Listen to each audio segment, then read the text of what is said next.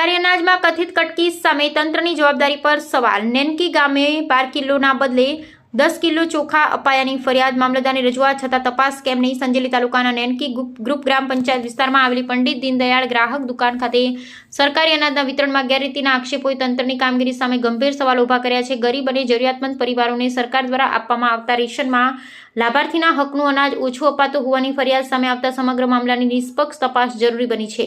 આ ઉપરાંત લાભાર્થીને નિયમિત કૂપન કાઢવાના બદલે ચિઠ્ઠી આપવામાં આવી હોવાનો પણ આક્ષેપ છે। ત્યારબાદ કૂપન અંગે તપાસ કરતા 12 કિલો ચોખા મળવાપાત્ર હોવા છતાં માત્ર 8 કિલો ચોખા આપ્યાનું દર્શાવાયું હોવાનું સામે આવ્યું છે। એટલે કે લાભાર્થીના હકના 4 કિલો ચોખા ઓછા આપ્યાના ગંભીર આક્ષેપ કરવામાં આવ્યા છે। મામલો સામે આવ્યા બાદ પલાસ રણછોડભાઈ દ્વારા મામલતદારને ફોન મારફતે જાણ કરવામાં આવી હતી, પરંતુ હવે સૌથી મોટો સવાલ એ છે કે ફરિયાદ અને આક્ષેપો સામે આવ્યા બાદ વાસ્તવિક તપાસ ક્યારે થશે? જો ગરીબ લાભાર્થીને મળવાપાત્ર 12 કિલોના બદલે 8 કિલો જ આપવામાં આવ્યા હોય તો બાકીના 4 કિલો ક્યાં ગયા? કૂપનના બદલે ચિઠ્ઠી આપવાની પ્રથા કેમ? દુકાનમાં ઉપલબ્ધ સ્ટોકનું પત્રક નિયમ મુજબ દર્શાવવામાં આવે છે કે નહીં? અને તોલમાપની વ્યવસ્થા ખરેખર પારદર્શક છે કે નહીં?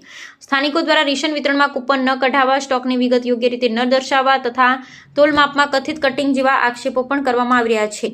આ તમામ બાબતોની તપાસ માત્ર કાગળ પર નહીં પરંતુ સ્થળ પર સ્ટોક ચકાસણી, રેશન રજિસ્ટર, કૂપન રેકોર્ડ અને લાભાર્થીના નિવેદનોના આધારે થવી જરૂરી છે। સરકાર ગરીબ પરિવારોના હિત માટે અનાજ ફાળવે છે, પરંતુ જો વિતરણ વ્યવસ્થામાં જ કોઈ ગેરરીતિ થાય અને ગરીબોના હકનું અનાજ ઓછું પહોંચે તો માત્ર એક લાભાર્થીનો પ્રશ્ન નથી, આ ગરીબોના અધિકાર સાથે સીધો અન્યાય છે। મામલતદાર સમક્ષ રજૂઆત થયા બાદ પણ જો તાત્કાલિક તપાસ હાથ ધરવામાં ન આવે તો સવાલ સ્વાભાવિક છે કે તંત્ર મૌન શા માટે? સરકારી તંત્રની જવાબદારી માત્ર ફરિયાદ સાંભળવા પૂરતી છે કે ગરીબના હકનું અનાજ સાચા લાભાર્થી સુધી પહોંચે તે સુનિશ્ચિત કરવાની પણ છે। હવે તંત્રએ આ સમગ્ર મામલે નિષ્પક્ષ અને પારદર્શક તપાસ કરી હકીકત જાહેર કરવી જોઈએ। જો આક્ષેપો સાચા સાબિત થાય તો જવાબદાર દુકાનદાર સામે નિયમ મુજબ કડક કાર્યવાહી થવી જોઈએ અને જો આક્ષેપો ખોટા હોય તો તે અંગે સ્પષ્ટતા પણ કરવી જોઈએ। ગરીબના હકના અનાજમાં 1 કિલોની પણ કટકી ચલાવી શકાય નહીં।